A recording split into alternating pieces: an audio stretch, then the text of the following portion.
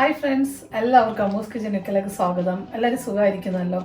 അപ്പോൾ ഇന്ന് നമ്മൾ ചെയ്യാൻ പോകുന്നത് ഒരു റെസിപ്പി എന്ന് പറയുന്നത് നമ്മുടെ ചായക്കടയിലൊക്കെ കിട്ടുന്ന ഒരു വെട്ട് കേക്കാണ്. ഞങ്ങൾ നാട്ടിൽ പോയിട്ട് വരുമ്പോൾ എപ്പോൾ പോയിട്ട് വന്നിരുന്നാലും കുറേ വാങ്ങിച്ചിട്ട് വരും, പക്ഷേ 2 ആഴ്ചയൊക്കെ ആകുമ്പോൾ അത് തീർന്നു പോകും.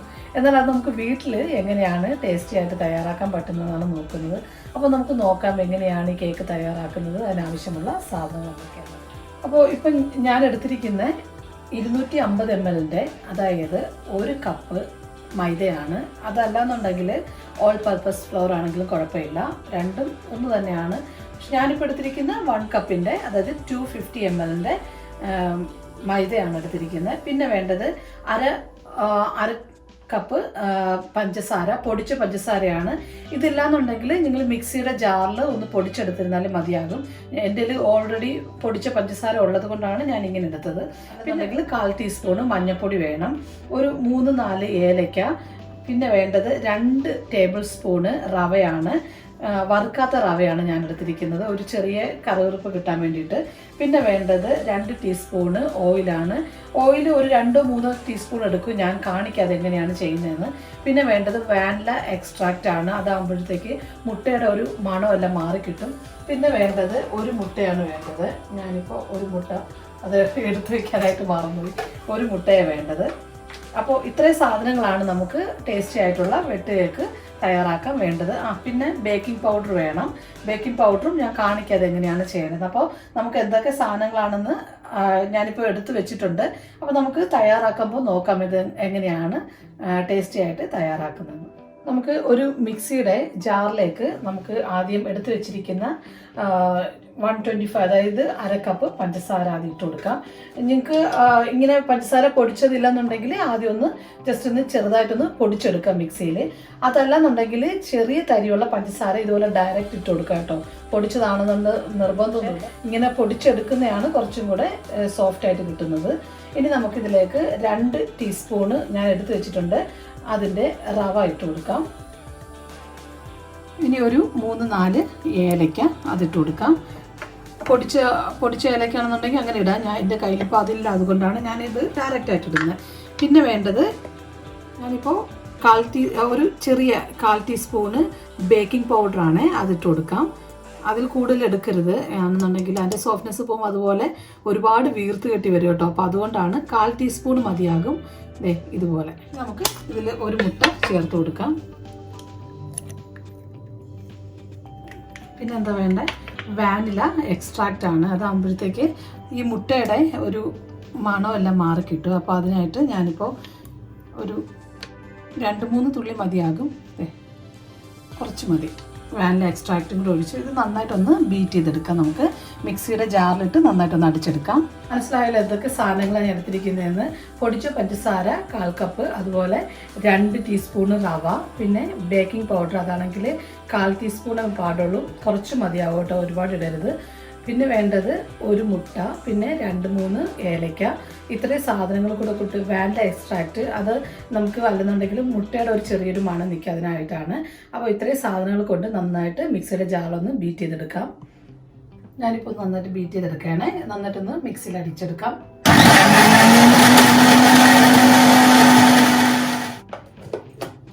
ഒന്നുകൂടെ ഒന്ന് അടിച്ചെടുക്കാൻ.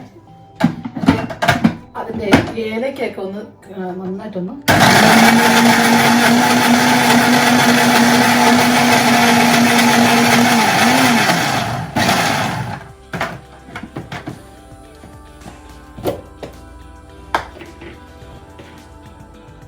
നന്നായിട്ട് ബീറ്റാക്കി ഇട്ടിട്ടുണ്ട്.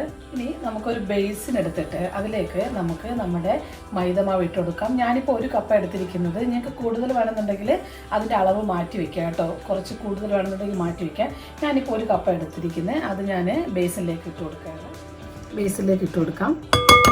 ഇനി നമുക്കിതിലേക്ക് 1 പിഞ്ച് സോൾട്ടാണ്, കുറച്ച് മതി, 1 നുള്ളു മതിയാണ്. ഈ കളറിന് വേണ്ടി ഞാനൊരല്പം മഞ്ഞൾപ്പൊടി ചേർക്കുകയാണ്, കുറച്ച് മതിയാകും, 1 നുള്ളു മഞ്ഞൾപ്പൊടി, അല്ലെങ്കിൽ ഒരു 1/4 ടീസ്പൂൺ മഞ്ഞൾ. 2 സ്പൂണ്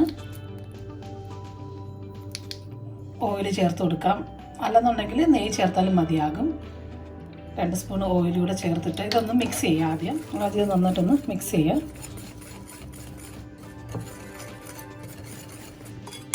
കൈകൊണ്ട് മിക്സ് ചെയ്താലും മതിയാവും കേട്ടോ. ഞാനിപ്പോൾ വിസ്കർ ഉള്ളതുകൊണ്ട് ഇതുപോലെ ഇങ്ങനെ എല്ലാ ഭാഗത്തും നമ്മുടെ ഈ ഓയിലും നമ്മൾ ഇട്ട മഞ്ഞളും ഒക്കെ ഇങ്ങനെ മിക്സ് ആകാൻ വേണ്ടിയിട്ട് ചെയ്തേ ഉള്ളൂ. ഇനി നമുക്ക് ഈ മിക്സിയുടെ ജാറിലിരിക്കുന്ന ഈ മിക്സും കൂടെ ചേർത്തിട്ട് നമുക്ക് കുറേശ്ശെ ഇതുപോലെ ഒഴിക്കാം കേട്ടോ. ആദ്യം കുറച്ച് ഒഴിച്ച് നോക്കാം, അതിനുശേഷം നമുക്ക് ആദ്യം ഒന്ന് കുഴച്ചെടുക്കാം. ഇത് കുറേശ്ശെ ഇട്ടിട്ട് ഇതുപോലെ മിക്സ് ചെയ്തെടുക്കാം. എത്രയാണോ നമ്മൾ ഇടുന്നത് അത് ഒരുപാട് ഫുള്ളത് ഒഴിക്കരുത്, കാരണം മാവിൻ്റെ അളവ് കുറവാണോ കൂടുതലാണോ നമുക്കറിയില്ലല്ലോ. അതുകൊണ്ടാണ്. ഇനിയിപ്പോൾ ഞാനിത് ഇതുപോലെ നമ്മൾ പുട്ടിനെ കുഴക്കത്തില്ലേ അതുപോലെ കുഴച്ചു. ഇനി ബാക്കി ഇരിക്കുന്നതും കൂടെ ഇതുപോലെ ഒന്ന് ഒഴിച്ച് ആവശ്യത്തിന് കുറച്ച് ഒഴിച്ച് നമുക്ക് ചപ്പാത്തിക്ക് കുഴച്ചെടുക്കുന്നത് പോലെ ഒന്ന് കുഴച്ചെടുക്കാം. ഇതുപോലെ ഒന്ന് കുഴച്ചെടുക്കാം. നിങ്ങളുടെ അളവൊക്കെ നോക്കിയിട്ട് കറക്റ്റ് ആണോ നോക്കിയിട്ട് വേണം ചെയ്യാൻ കേട്ടോ. ഞാനിപ്പോൾ കറക്റ്റ് പറഞ്ഞ അളവിൽ ചെയ്യുകയാണെന്നുണ്ടെങ്കിൽ കറക്റ്റായിട്ട് വരും.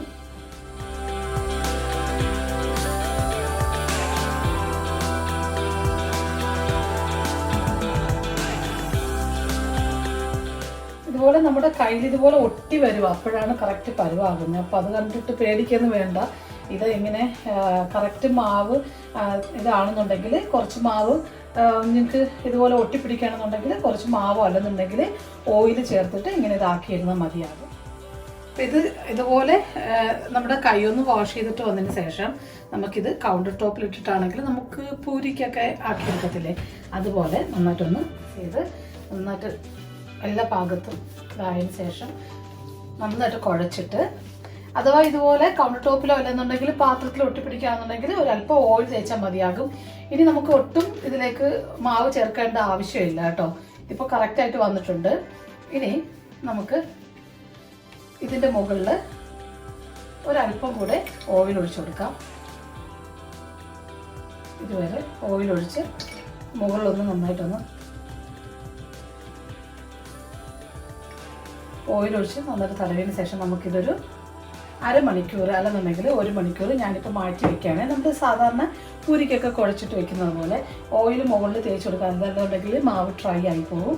ഇനി നമുക്ക് ഇതൊന്ന് അടച്ചു വെച്ചതിന് ശേഷം 1 മണിക്കൂർ കഴിഞ്ഞിട്ട് വേണം നമുക്ക് കേക്ക് തയ്യാറാക്കിയെടുക്കാൻ. ഇതുപോലൊരു പാത്രം കൊണ്ട് അടച്ചു കൊടുക്കാം. ഞാൻ സാധാരണ പൂരിക്കൊക്കെ ഇങ്ങനെയാണ് അടച്ചു വെക്കുന്നത് കേട്ടോ, അതുകൊണ്ടാണ് ഇങ്ങനെ ചെയ്തത്. ഓക്കെ, അപ്പോൾ ഇനി നമുക്ക് 1 മണിക്കൂർ കഴിഞ്ഞിട്ട് മാവ് എടുത്ത് കേക്ക് തയ്യാറാക്കാം. 1 മണിക്കൂർ കഴിഞ്ഞു, മാവ് പുറത്തെടുത്തു. ഇനി ഇത് നമുക്ക് ഒന്നും കൂടെ നന്നായിട്ടൊന്ന് ഇതുപോലെ മിക്സ് ചെയ്തെടുക്കാം.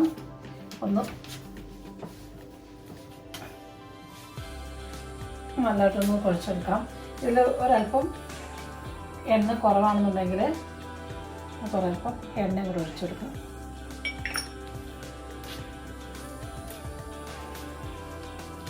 ഇനി എന്താ ചെയ്യേണ്ടേ, ഇതുപോലെ ആയി വന്നിട്ടുണ്ട്. ഇനി ഇതുപോലെ ഒന്ന് റൗണ്ട് ചെയ്യാം. ഇതൊരു നമുക്കിത് ഇതുപോലെ ഒന്ന് റൗണ്ട് ചെയ്ത് ഇതേ ഷേപ്പിലാക്കിയതിന് ശേഷം നമുക്ക് ഈ എഡ്ജായിട്ടുള്ള 2 ഭാഗങ്ങൾ ഇതുപോലെ ഒന്ന് കട്ട് ചെയ്ത് കൊടുക്കാം. ഇങ്ങനെ കട്ട് ചെയ്ത് മാറ്റിയിട്ട് ഈ ഓരോ ഭാഗങ്ങളും ഇതുപോലെ സെയിം സൈസിലൊന്ന് കട്ട് ചെയ്ത് മാറ്റി നിങ്ങളുടെ ഇഷ്ടമുള്ള അനുസരിച്ചിട്ടുള്ള ഫാഷനിൽ വെട്ടാം കേട്ടോ. ഞാനിപ്പോൾ നമ്മൾ സാധാരണ കേക്കിൽ വെട്ടുന്നില്ലേ അതുപോലെ വെട്ടുന്നുള്ളൂ. കറക്റ്റായിട്ട് ഇങ്ങനെ ഫുൾ കട്ടാവരുത്, ഇതുപോലെ വെട്ടിട്ട് കൊടുക്കാം. അതുപോലെ ഓരോന്നും ഇങ്ങനെ ഫുൾ കട്ടാകാതെ ഓരോ സൈഡിൽ ഇതുപോലെ വെട്ടി കൊടുക്കാം.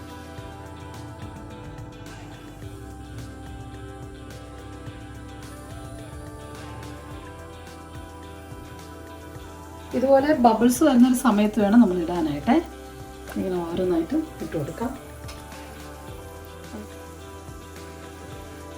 ഇപ്പോൾ കുറേശ്ശെ ഞാനിപ്പോൾ ഒരു 4 ആദ്യമായിട്ട് ചെയ്ത് കാണിക്കാം എങ്ങനെയാണെന്ന്.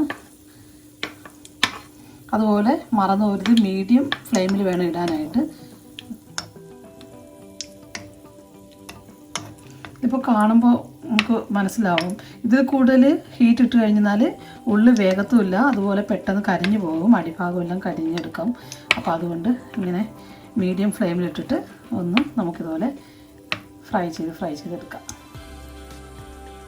അപ്പോൾ ഇതാണ് നമ്മുടെ ഒരു ഹാർഡായിട്ടുള്ളൊരു ഭാഗം കേട്ടോ. കാരണം ഇത് കറക്റ്റായിട്ട് ഇതിൻ്റെ വേവ് അറിഞ്ഞില്ലെന്നുണ്ടെങ്കിൽ കേക്കിൻ്റെ ഉള്ളു വേവാൻ പാടായിരിക്കും. അതുകൊണ്ട് മീഡിയം ഫ്ലെയിമിലിടുകയും ചെയ്യുക. അതുപോലെ ഇതേ നോക്കുക, ഇതുപോലെ ബ്രൗൺ ആകുമ്പോൾ ഒന്ന് തിരിച്ചിട്ട് കൊടുക്കുക.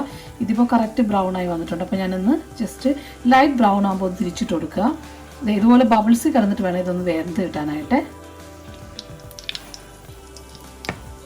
ഇതുപോലെ ഒരു ബ്രൗൺ ആകുമ്പോൾ നമുക്ക് മറിച്ചും തിരിച്ചിട്ടിട്ട് ഒന്ന് വേവിച്ചെടുക്കാം. ഇത് ഇനിയും കുറച്ച് ബ്രൗൺ ആവുന്നുണ്ട് കേട്ടോ. ഇതുപോലെ ബ്രൗൺ ആവുന്ന ഭാഗം മറിച്ചും തിരിച്ചിട്ട് മീഡിയം ഫ്ലെയിമിലിട്ടിട്ട് ഫ്രൈ ചെയ്തെടുക്കാം നമുക്ക്. ഇതുപോലെ ബബിൾസ് വരുന്ന ആ ഒരു ഹീറ്റ് വേണം നിൽക്കാനായിട്ട്. ഒരുപാട് ഫ്ലെയിം കൂട്ടിയിടരുത്, അകം വേഗത്തുമില്ല എന്നാൽ കരിഞ്ഞു പോകുന്നതുകൊണ്ടാണ്.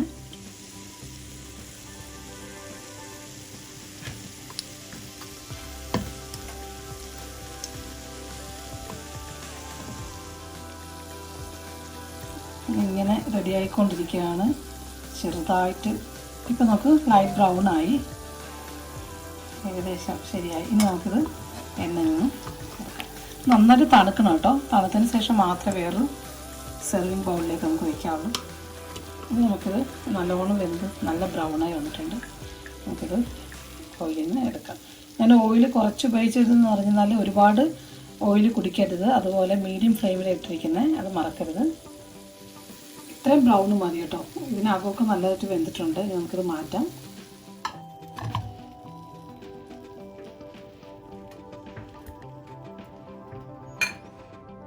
അപ്പോൾ ഇത് നമുക്ക് ഒരാഴ്ചയ്ക്കോ അല്ലെന്നുണ്ടെങ്കിൽ 2 ആഴ്ച വേണമെങ്കിൽ 1 മാസം വരെ നമുക്ക് ടിന്നിൽ കണ്ടെയ്നറിലിട്ട് സൂക്ഷിച്ച് കഴിക്കാൻ പറ്റുന്ന ടേസ്റ്റി ആയിട്ടുള്ള ഒരു സ്നാക്കാണ്. എല്ലാവരും ഇത് ട്രൈ ചെയ്ത് നോക്കണം. ഇപ്പോൾ നോയമ്പിൻ്റെയൊക്കെ സമയമാണ്. അതല്ലാന്നുണ്ടെങ്കിൽ 4 മണിക്ക് നമുക്ക് ഉണ്ടാക്കി കഴിക്കാൻ പറ്റുന്ന ടേസ്റ്റി ആയിട്ടുള്ള ഒരു വെട്ട് കേക്കാണ്. എല്ലാവരും ഇത് ട്രൈ ചെയ്ത് നോക്കണം. അപ്പോൾ നിങ്ങൾക്ക് ഈ വീഡിയോ ഇഷ്ടമായെങ്കിൽ എൻ്റെ ചാനൽ സബ്സ്ക്രൈബ് ചെയ്യാനും ലൈക്കും ഷെയർ ചെയ്യാനും മറക്കരുത്. Thank you for watching. Keep watching Ammu's kitchen UK.